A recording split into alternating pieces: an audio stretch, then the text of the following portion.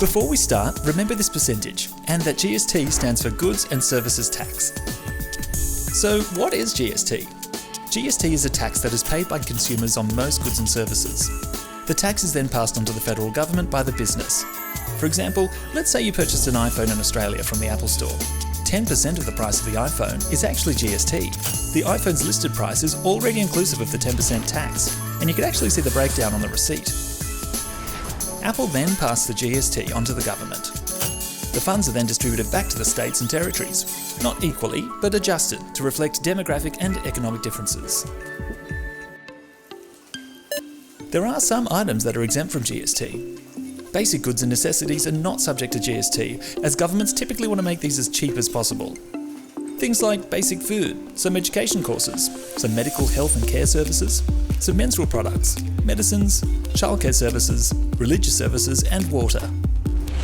There have been calls over the years for the percentage of GST to be increased to 15%. These discussions eventually work their way into wider discourse about wealth inequality, social security, and how tax collected by the government is actually used.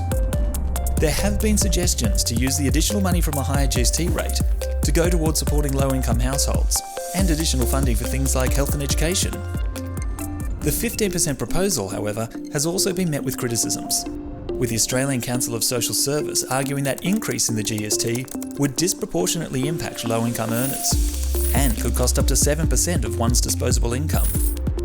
Australia's GST turns 21 this year, and as discussions increase about raising it, it's really important to get your head around a tax that we all pay.